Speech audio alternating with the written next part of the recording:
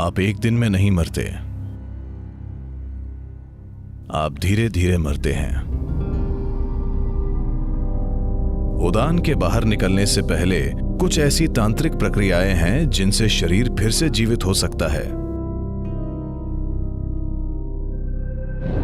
उनके भीतरी कपड़ों को जला दिया जाना चाहिए, वरना वहां तमाम तरह की शक्तियां रहने लगती हैं।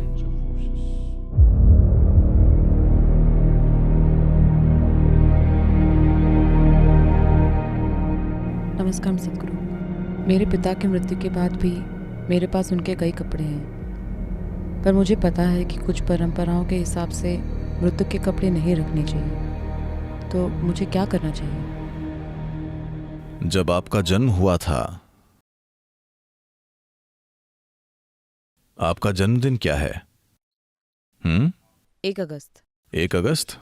ओह, आने वाला है। आप एक दिन में पैदा नहीं हुए, हालांकि आपका जन्मदिन तय है। आपको पैदा होने में 9 साढ़े 9 महीने लगे, है ना? इसी तरह जब आप मरते हैं तो आप एक दिन में नहीं मरते, आप धीरे धीरे मरते हैं। मेडिकल रूप से मृत घोषित होने के बाद भी मृत्यु पूरी तरह से नहीं होती। मुझे लगता है कि हमने इस बारे में बात की है। 5 प्राण धीरे धीरे कदम दर कदम बाहर आते हैं। भौतिक जीवन ऊर्जा, जिसे आमतौर पर प्राण कहते हैं, उसके 5 मूल रूप हैं। 10 हैं, पर वो मुश्किल होगा, तो हम 5 ही समझेंगे। उन्हें कहते हैं समान, प्राण, उदान, अपान और व्यान। मान लीजिए अगर एक डॉक्टर है जो किसी व्यक्ति को किसी पल में मृत घोषित करता है, तो अगले 21 से 24 मिनट में समान बाहर निकलने लगेगा। यानी शरीर में तापमान बनाए रखने के लिए समान जिम्मेदार है। सबसे पहले शरीर ठंडा होने लगता है। पारंपरिक रूप से मृत्यु का पता लगाने के लिए नाक को छुआ जाता है। अगर नाक ठंडी हो गई है तो वे समझ जाते हैं कि व्यक्ति मर चुका है। वे आंखें या दूसरी चीजें नहीं देखते, वे सिर्फ नाक को छूते हैं। नाक ठंडी है यानी व्यक्ति मर चुका है। तो समान तब बाहर निकलता है। 48 से 64 मिनट के बीच प्राण निकल जाता है। उसके बाद 6 से 12 घंटे में उड़ान निकलता है।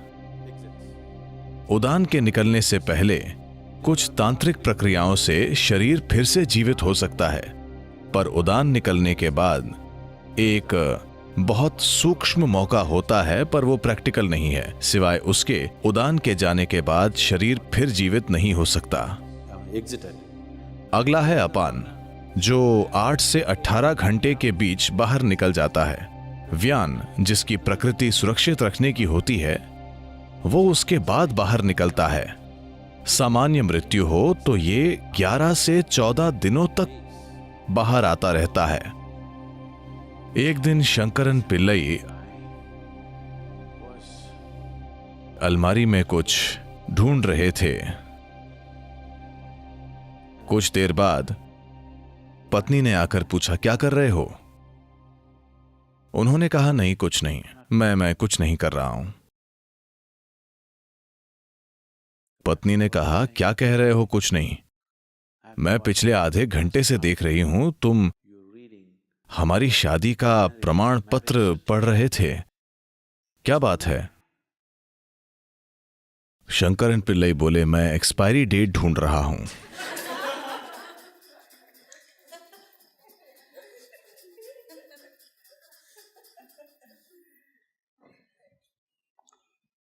तो हालांकि मृत्यु की समाप्ति तिथि हो सकती है, पर व्यक्ति एक दिन में नहीं मरता। यह एक धीमी प्रक्रिया है। वाकई ये अभी हो रहा है, धीरे धीरे। योग से आप मृत्यु के मार्ग में रुकावट डाल सकते हैं, पर उसे रोक नहीं सकते। हाँ, दैनिक अभ्यास एक रुकावट है जिससे यह धीमा हो जाता है, पर रुकता नहीं है।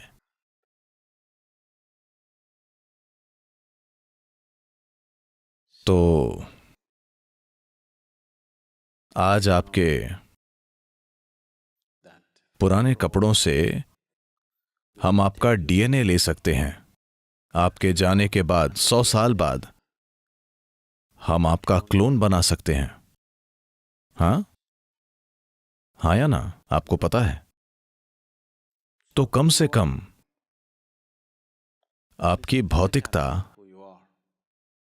आपके कपड़ों से जो ली जा सकती है और हम आपको फिर से बना सकते हैं। कम से कम आप जैसा दिखने वाला व्यक्ति बना सकते हैं। हम शरीर बना सकते हैं। तो आप अभी भी हर जगह मौजूद हैं। जब योगी मरते हैं तब उस कुटिया को जला देते हैं जिसमें वे अकेले रहते थे। ऐसा करने का तरीका है, मैं नहीं बताऊंगा क्योंकि मैं नहीं चाहता कि आप यहां कॉटेज में आग लगा दें।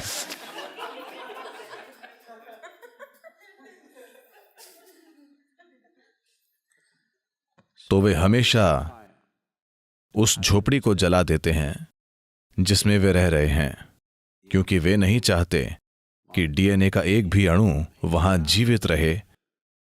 क्योंकि जब एक तरह से आपका शरीर मौजूद होगा, अगर उससे आपका शरीर फिर से बन सकता है तो जाहिर है कि आपका शरीर मौजूद होता है ना? तो उस व्यक्ति द्वारा छुई गई हर चीज जलाई जाती है, सब साफ किया जाता है। इसी वजह से यही एक मुख्य कारण है कि आध्यात्मिक पथ पर लोग अपनी भौतिक संपत्ति को इतना कम रखना चाहते हैं। अगर आप एक सन्यासी के कमरे में जाएंगे तो आप देखेंगे 3 जोड़ी कपड़े अच्छे से रखे हुए होंगे, पानी पीने के लिए बस एक बर्तन, खाने के लिए एक थाली और सोने के लिए सिर्फ एक चादर। And that's it. एक भी अतिरिक्त वस्तु नहीं, क्योंकि वो संसार की कई चीजों को छूना नहीं चाहता। वो इसे कम से कम रखना चाहता है, क्योंकि उसे पता है कि यदि वो अपने शरीर को चारों ओर फैलाएगा तो उसे इकट्ठा करना और जाना बहुत कठिन होगा। इसीलिए वो किसी भी तरह के शारीरिक संबंध नहीं बनाता है, क्योंकि वो समझता है कि अगर उसका शरीर हर जगह होगा तो उसे इकट्ठा करके जाना बहुत मुश्किल होगा। जो लोग आपके शरीर से आए हैं वे भी समय आने पर आपके साथ नहीं जाना चाहते। वे नहीं आएंगे। वे कहेंगे आई लव यू, पर वे आएंगे नहीं।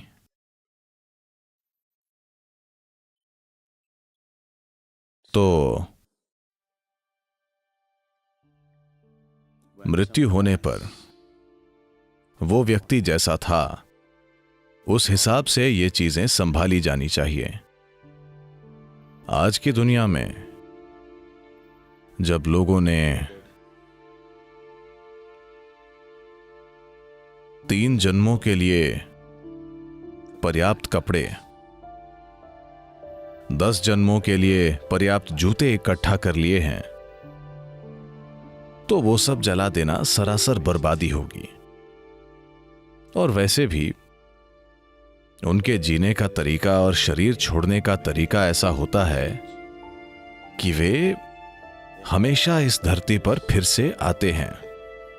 सब जलाने का कोई मतलब नहीं है। कम से कम जो चीजें शरीर से बहुत करीब से जुड़ी हुई हैं, जैसे उनके भीतरी कपड़े और वैसी चीजें जला देनी चाहिए। उन्हें जरूर जलाना चाहिए, क्योंकि वरना वो जीव आसानी से आगे नहीं बढ़ पाएगा। वो समझ नहीं पाएगा, उसमें यह समझने का विवेक नहीं होगा कि उसे यहां होना चाहिए या वहां होना चाहिए। वो तय नहीं कर पाता। निर्णय लेने की क्षमता नहीं होती, क्योंकि विवेक नहीं होता। शरीर छूटने के बाद प्राणी चीजों में फर्क नहीं कर पाता, तो निर्णय नहीं होता, बस प्रवृत्ति होती है। यहां बहुत सी चीजें हैं जो शरीर की हैं, वो उनके पास रहेगा, खासकर पहले कुछ दिनों में।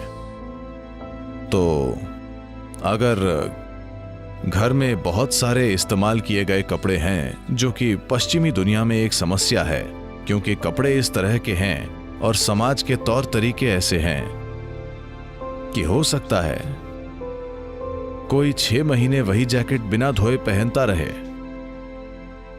हाँ, आप उसका इस्तेमाल करते हैं और वहीं लटका देते हैं क्योंकि वहां ठंड है और शायद आपको इतना पसीना नहीं आता, इस्तेमाल करके लटका देते हैं। भारत में ऐसा संभव नहीं। अगर किसी चीज का इस्तेमाल होता है तो उसे धोया जाता है।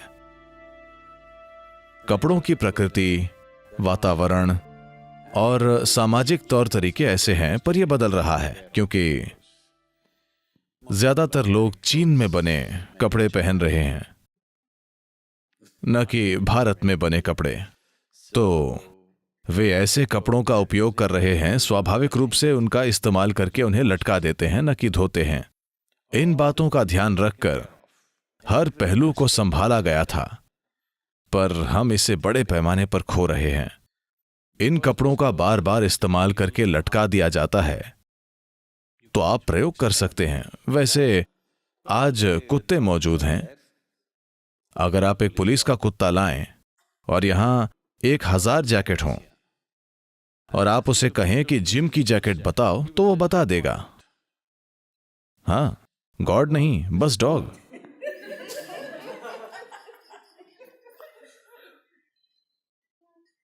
तो जाहिर है आप वहां उस जैकेट में कई तरह से मौजूद हैं, है ना, जिसे कुत्ता भी देख सकता है। तो जब किसी व्यक्ति के जाने के बाद भी उसका शरीर कई रूपों में वहीं होता है, तो कई तरह की ताकतें वहां रहने लगती हैं।